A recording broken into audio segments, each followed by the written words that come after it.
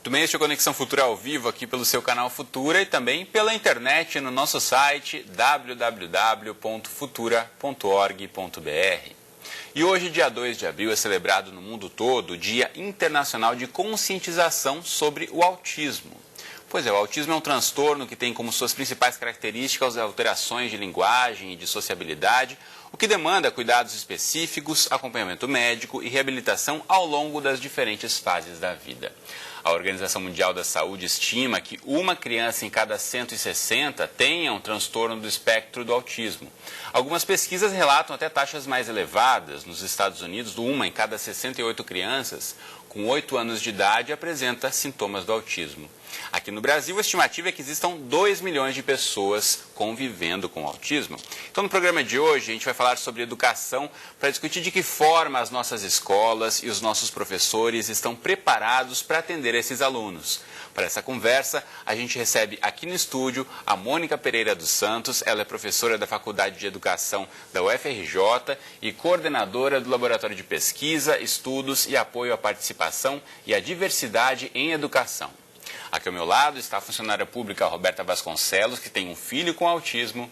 E também conosco está o psiquiatra José Belisário. Ele é membro da Sociedade Brasileira de Psiquiatria no Laboratório de Pediatria do Desenvolvimento. E você em casa, como sempre, também é nosso convidado. Então, se você tem dúvidas sobre autismo ou se tem uma história para compartilhar com a gente, não perca tempo. A gente tem canais abertos pela internet para você entrar em contato com a gente aqui no estúdio. O primeiro deles é na rede social, no facebook.com/canal Futura Oficial, que já está aí na sua tela. Você encontra aqui esse post sobre o dia 2 de abril, dia de conscientização do autismo. Você pode curtir, comentar, compartilhar esse post e deixar registrada aqui a sua participação. Também pela internet você tem como opção o nosso microblog, aí mandando mensagens para o Twitter, no nosso perfil que é o @canalfutura. Ou ainda você pode ligar para a gente no telefone que é o 0 operadora 21 3523 4098, os contatos que estão na tela aí para você. Enquanto você liga para a gente, eu dou boa tarde aqui aos nossos entrevistados. Bem-vindos à Conexão, tudo bem? Tudo bem. Bom, eu quero começar ouvindo da Roberta, que está aqui ao meu lado, que é mãe de um menino de 3 anos agora, né? Isso, 3 anos. 3 anos, foi diagnosticado com autismo. Você, antes de ter o diagnóstico do seu filho, Roberta, já conhecia o autismo? Tinha conhecimento sobre esse transtorno? Não, bem pouco. A gente sabia que existia e o autismo foi aparecendo no Google quando os problemas foram acontecendo. A gente jogava no Google para procurar informação, aí sempre vinha alguma coisa relacionada ao autismo. Aí quando a gente teve o diagnóstico, a gente já estava achando que o caminho seria esse mesmo. Mas que primeiros sintomas, em que momento você e seu marido começaram a perceber que poderia ter algum tipo de transtorno relacionado ao autismo? Ele era bebê, perto de 1 ano de idade, ele começou a não fazer as coisas que a gente estava esperando que ele fosse fazer. Começar a falar, começar a andar, aquelas gracinhas de bebê, dar tchau, dar oi, repetir algumas coisas, a gente foi vendo que ele não estava fazendo. A gente tem a sorte que a gente tem um filho um pouquinho mais velho, diferença pouca, então a gente já estava na expectativa que o mais velho tinha acabado de fazer, a gente já estava vendo, está na hora dele fazer. E uma coisa muito importante foi que ele parecia que ele não escutava, a gente chamava ele pelo nome e ele não escutava. Então a gente começou a reclamar com a pediatra, aí quando ele tinha 1 ano e 3 meses, ela encaminhou a gente para investigar a audição, que estava ok. Aí da audição a gente partiu logo para pesquisa com uma neuropediatra, né? Que foi quem atendeu ele e já deu o diagnóstico para a gente, não esperou não. E aí, a partir daí já começou um tratamento? Já começou a luta, ele já na consulta, 15 dias depois ele já estava em tratamento, foi rápido. Belisário, essa questão que ela aponta pra gente, da questão dos sinais que muitas vezes a criança emite ou não, ou da expectativa que os pais têm, mas a questão do diagnóstico mesmo muitas vezes é dificultado quando não há um preparo, quando não há um conhecimento sobre o autismo? Acho que essa é a grande questão. A gente tem que capacitar as pessoas para poder fazer um diagnóstico mais precoce possível, que quanto antes a intervenção, melhor ela é. O grande problema é que as pessoas às vezes ficam esperando muito para fazer o diagnóstico. Como ela disse, o Google está aí para não deixar a gente demorar muito, né? Nem todo mundo tem uma tem dúvida acesso a na ele. internet, na verdade até alguns médicos recomendam não levar só a internet como uma fonte confiável, mas pode ser uma ajuda, pode ser um primeiro caminho. O diagnóstico é médico, porque às vezes tem crianças que têm alguns sinais que são parecidos, mas que não são autismo. Mas a busca é fundamental, até porque a intervenção precoce é essencial. Quanto antes a gente intervém, melhor é para aquela criança e para o desenvolvimento dela. O que eu acho que é importante é que, na questão do autismo, os pais se apavoram com o diagnóstico, pensando que o filho não vai ter possibilidade. E à medida que a gente conseguir, com esse movimento de inclusão, modificar isso, a gente vê que a possibilidade é muito maior. Então, os pais começam a ter mais coragem de querer lutar pelo filho, de, sabe assim, não é mais aquela coisa de ficar com luto porque tem um filho autista. É que tem um filho diferente que pode ir embora pelo mundo, desde que o mundo dê lugar para ele. Claro, por muito tempo houve muito estigma, né, e muitas ideias erradas em relação a transtornos como autismo e tantos outros. Então, quanto mais a gente divulgar informações e tirar um pouco esse véu que fica sobre a ideia que se tem sobre autismo, acho mais fácil a gente conseguir mudar um pouco a mentalidade das pessoas. Agora, a gente sabe muitas vezes que não é só os pais, mesmo as escolas e os educadores nem sempre estão preparados para receber crianças com algum tipo de diferença na sala de aula. Como é que você percebe isso, Mônica? A gente já tem legislação prevendo a inclusão das crianças em escolas regulares, agora na prática, infelizmente, percebemos que nem é sempre isso que acontece, né? Infelizmente não é, nós não atingimos, digamos assim, o estado ideal, né? E nem sei se vamos atingir, mas a legislação, a prerrogativa é de que efetivamente as escolas aceitem, né? Ou melhor dizendo, acolham com respeito, porque não se trata de aceitar, não se trata de passar aceitar a mão. Não é uma opção, na verdade. Não é uma opção, é um direito mesmo, né? E isso é um processo. Por mais que nós, como profissionais da educação, por mais que a gente tente se preparar, lendo, estudando, se especializando e tudo mais, nada garante que na hora H, tudo aquilo que você leu vai servir para aquele sujeito. Por quê? Porque antes dele ter autismo, ele é um sujeito. Ele é uma pessoa, uma criança como outra qualquer, que vai ter suas particularidades, assim independente do autismo. Criança, vai ter seus problemas ou não, suas dificuldades ou não. Então, estudar é maravilhoso, é importante, importantíssimo. Mas não pense que isso vai garantir inclusão. Não existe esse tal preparo completo e a priorístico que as escolas acham que deve ter, né? E a escola mais bem-sucedida, ou as, melhor dizendo, são justamente aquelas que não temem e se jogam, se lançam à causa sem medo. Então vão estudar mais, vão chamar especialistas para ajudar, vão se mobilizar internamente como um todo para conseguir entender como lidar com esse sujeito. Muito bem, assim como já dissemos aqui, não é uma opção para a escola poder aceitar ou não, isso está fora de cogitação, a legislação garante o direito à educação de todas as crianças, então uma criança com autismo, qualquer outro tipo de transtorno, ela deve ser matriculada em escola, seja da rede pública ou particular. Agora, infelizmente, em muitos casos, as escolas acabam não aceitando matrículas de alguns alunos. Foi o caso que a Roberta passou, infelizmente. Conta pra gente, Roberta, como foi? Você tinha o seu filho numa creche, quando foi mudar, teve um problema. Aí depois do diagnóstico, a gente se mudou de casa e procurou escolas mais perto da nossa casa nova. A gente foi procurar escolas que se diziam inclusivas, que fazem propaganda por serem inclusivas. No final do ano, bota propaganda outdoor lá, falando especificamente. Escolas particulares. Particulares, na primeira delas, eu cheguei e falei, vou fazer matrícula. Ela falou, não, primeiro você faz a vivência. As particulares levam você a fazer a vivência. A vivência seria o quê? Deixar a criança um tempo na escola? Um tempo dentro da sala de aula. Eu levei os meus dois filhos. É o vestibular, Eu levei os meus dois filhos. Levei os dois filhos, cada um foi para sua sala, os dois ficaram muito bem, ficaram uma hora e meia, os dois, inclusive o meu filho autista se comportou bem, não teve nenhuma crise de choro, nada disso. E no final veio a diretora falar comigo, era uma escola montessoriana, tradicional, já tem muitos anos, explicando que eles costumavam aceitar, são obrigados a aceitar só um aluno especial por turma. Esse número nunca, eu acho que vocês sabem que não é verdade, e que eles já teriam na turma dele esse aluno especial, então eles não poderiam aceitar outro. Ela até abriu uma brecha e falou, não, você traz para ele para uma segunda vivência para ver se ele é especial mesmo. Não levei, lógico, porque naquele dia ela tirou um pedaço do meu coração, mas aí depois disso a gente foi para uma outra escola também perto de casa, também que se diz muito inclusiva. Procurei, tem vaga na turma, mas não tem vaga para criança especial, porque a gente só aceita uma criança especial por turma, e no grupo dele já tem uma criança especial matriculada. Aí a gente acabou optando por continuar na escola que ele já estava, que era um pouco mais afastado de casa, mas era uma escola que sempre foi muito aberta, no processo de diagnóstico ela sempre foi parceira nossa, e é uma escola pequena, e a gente continuou lá. Mas aí teve esse problema de ser a falta de comodidade, de não ser próximo de casa, você queria uma escola mais próxima, conveniência para a família como um todo, e a escola colocou esse impeditivo. Isso não existe em legislação alguma no país, Mônica? Muito pelo contrário. Muito pelo contrário. A legislação não permite esse tipo de desculpa, né? Mas a gente sabe que, infelizmente, as escolas fazem mesmo, né? Por isso que eu acho que o acompanhamento das autoridades educacionais é super importante. E eu penso assim, as escolas particulares, elas são um problema grave nesse sentido. Porque apesar de elas serem condicionadas, tal como qualquer escola pública, às leis, né, que são para todos, elas conseguem de uma certa maneira, e eu acho que isso é uma questão política séria, que no Brasil, tergiversar a questão e uma desculpa ali, outra aqui, o que você provoca com isso é exclusão. Não dá mais para a gente viver isso, não dá.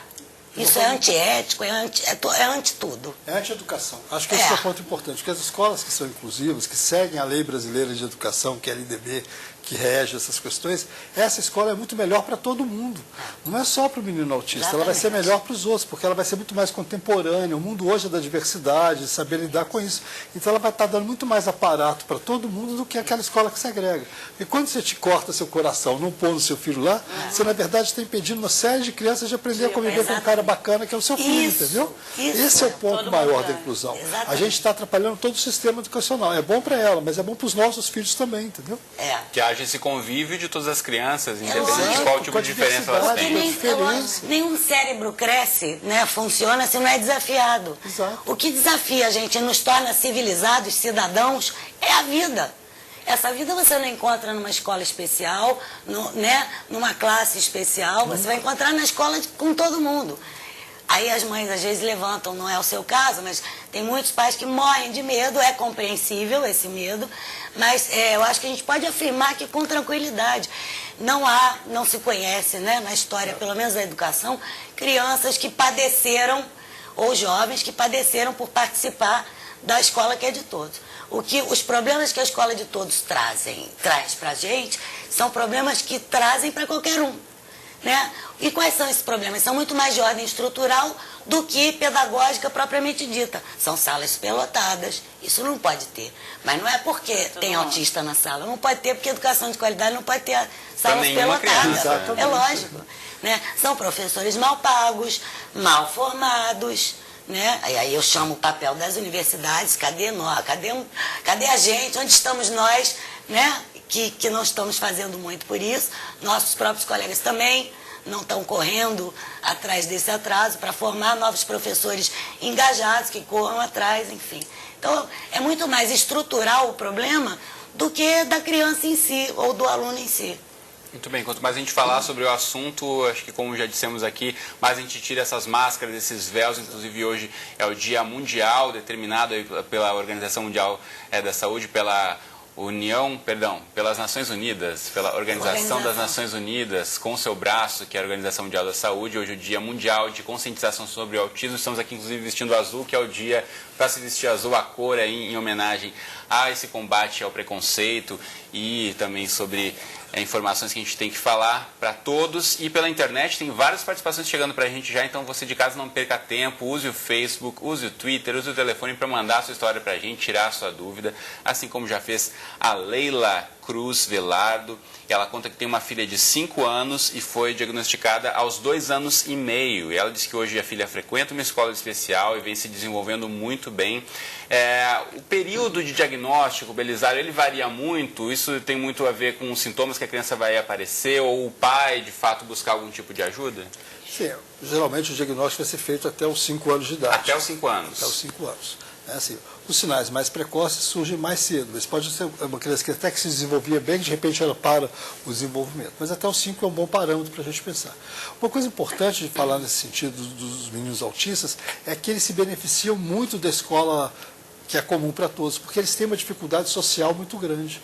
Então, quando eles aprendem a trabalhar, por mais que seja difícil para eles o mundo, né, esse mundo né, que ele vai viver nele, ele vai criar mais habilidades. Então, eles têm menos estereotipias, eles se desenvolvem muito melhor a longo prazo. E isso é importante para as famílias terem essa segurança de saber disso.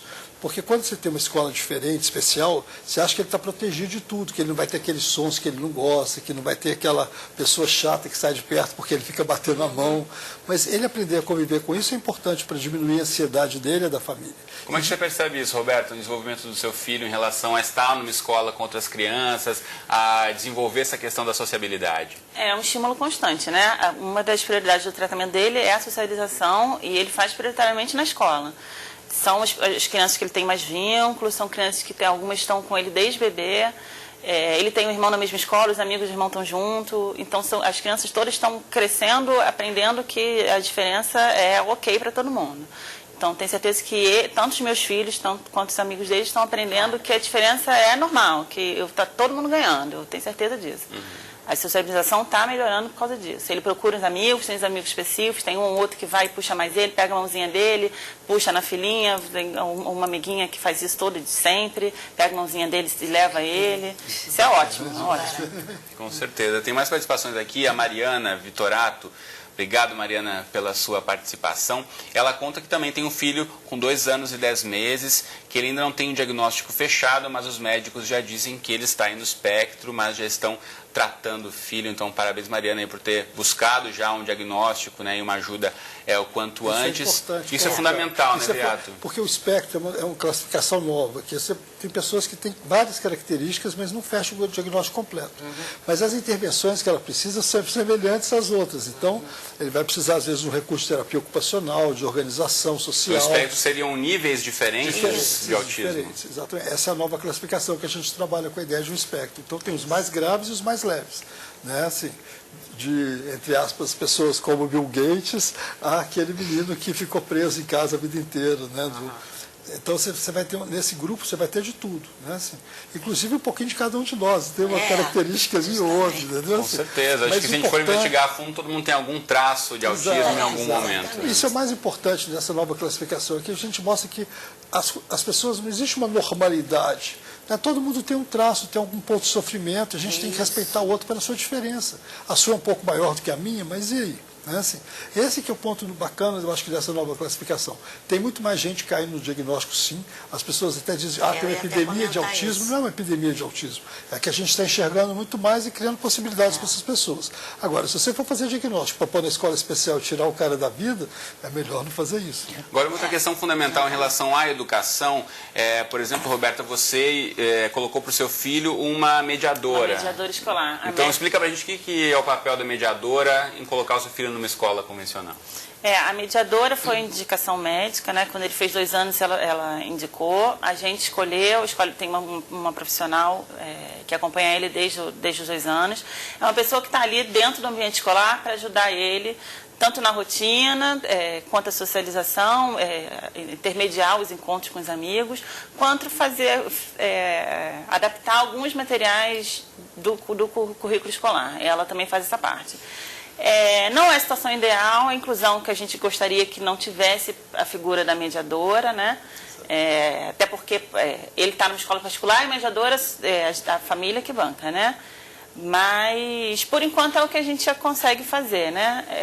Ela funciona bem, pra gente é isso que está funcionando por momento. Talvez daqui a uns anos a gente não precise mais, mas por enquanto a gente precisa dessa muletinha. Muito bom. Mônica, como é que você vê isso, essa inclusão da mediadora nas escolas públicas e particulares? Nas públicas, na verdade, a gente não tem esse papel, e mesmo em algumas particulares, algumas escolas chegam a recusar esse papel de um educador externo para acompanhar o aluno. Pelo contrário, atualmente elas têm pedido cada vez mais.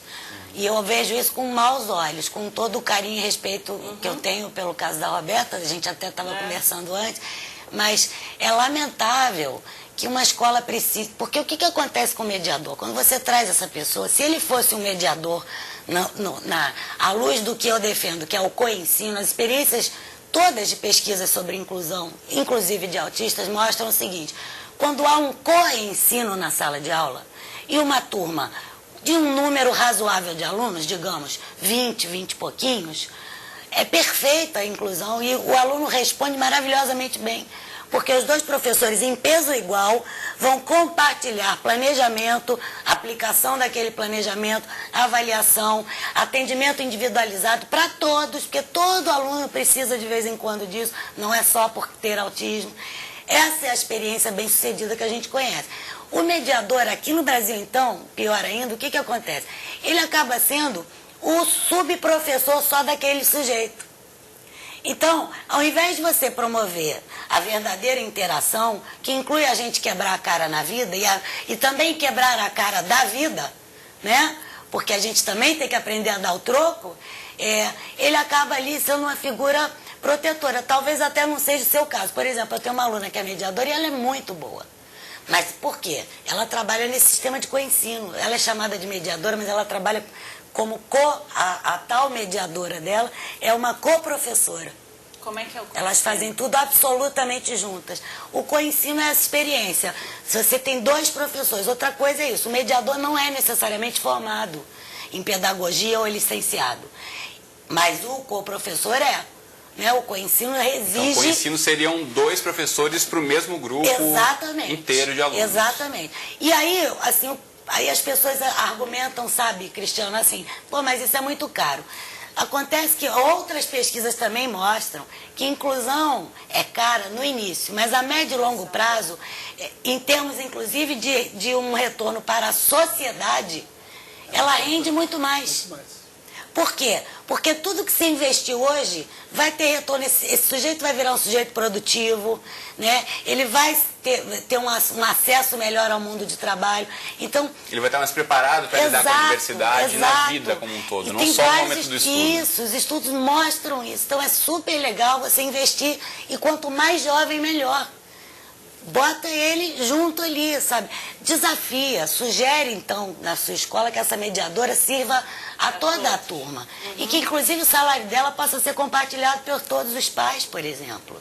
Tem uma coisa importante também nisso, que na fala, sobre que assim, o médico indicou. Nós médicos, eu tenho que reconhecer isso, nós não sabemos nada de educação. A gente sabe de educação que nós estudamos na nossa escola. Tem que aplaudir, porque isso é uma Porque a gente aprendeu educação com os nossos professores, depois a gente não estudou mais educação. Então, às vezes a gente tem umas ideias que são muito bacanas no nosso consultório, na nossa clínica, mas que numa escola não é verdade. A escola é uma outra realidade, a gente tem que pensar ela de uma outra forma, tá certo? E essa escola que a gente está falando aqui, a Mônica, é uma escola ideal sim, mas é uma escola possível. Isso. O que não pode é essa escola nossa horrível, que não só é ruim para os alunos, como na hora da merenda tem leite com formol. Né? No Brasil tem leite com formol na escola. Isso é uma coisa absurda. Infelizmente o nosso tempo voa aqui, a gente já está encaminhando para o finzinho do Conexão de hoje. Eu quero ler ainda a participação da Tatiana pelo Facebook. Obrigado aí, Tatiana. Ela compartilha a história dela, que tem um filho de 12 anos com síndrome de Asperger, que é uma das doenças que está no espectro, né, completamente autismo. Classificação não tem mais. Mas... Não tem mais? Não. Bom, mas aí o diagnóstico, ela conta que foi difícil. Acabou exatamente pelo diferencial. Eu não sabia disso. Então ela conta que teve um diagnóstico difícil, passou por muitos médicos e ouviram muitas coisas ruins até encontrarem de fato profissionais que fizeram a diferença e que ainda existe bastante confusão, mas que hoje o filho está bem, ela percebe que ele é feliz e é isso que a gente quer de fato aqui com o programa, um pouco levar mais informações para que pais que têm alguma suspeita, ou mesmo profissionais, enfim, que haja mais informação e pesquisa sobre esse assunto para a gente tratar com o autismo da forma mais comum e sem nenhum estigma, sem nenhum outro tipo de problema. Infelizmente o programa de hoje está chegando ao fim, mas eu quero mostrar para você de casa alguns sites para você ter mais informações. O primeiro deles aqui é o da revistautismo.com.br. Você encontra várias informações, inclusive sobre campanhas, como o dia de hoje aí. Aqui também tem várias publicações, se você quiser buscar livros que falem do autismo, autismo e educação. Então não deixe de buscar essas informações na internet. Aqui tem o site que eu falei para vocês, da Organização das Nações Unidas, que também estipulou esse dia 2 de abril no mundo todo, para a gente comentar e acabar com esse estigma sobre o autismo. Outros sites importantes aqui da Associação Brasileira de Psiquiatria, também tem alguns estudos e relatos e artigos para você ter outras informações. Mais sites, vai tomando nota aí para você buscar no finzinho do programa. Aqui, Autismo em Realidade, que é de uma organização lá do sul do Brasil, que trata de São Paulo, que também trata dessa questão do autismo. Aqui, educação e pais também se encontram e vários eventos aqui você pode encontrar registrados nesse site. E por último, o site do LAPEAD, que é o Laboratório de Pesquisa e Estudos, Aprendizagem, Participação e Diversidade em Educação, representado aqui no estúdio pela Mônica, que trata da questão do autismo e outras questões de inclusão na educação. Bom, tomou nota aí, então, pesquisa esses sites. Agradeço a presença do Belisário, da Mônica e da Roberta aqui no estúdio comigo hoje. Muito obrigado. Boa tarde para vocês. Obrigada. Você de casa, obrigado pela companhia de sempre. Eu espero você aqui, então, de segunda a sexta, ao vivo, às 2h30 da tarde, ou nas nossas reprises, 00:30 ou às 7 horas da manhã. Um abraço para você e até o próximo Conexão.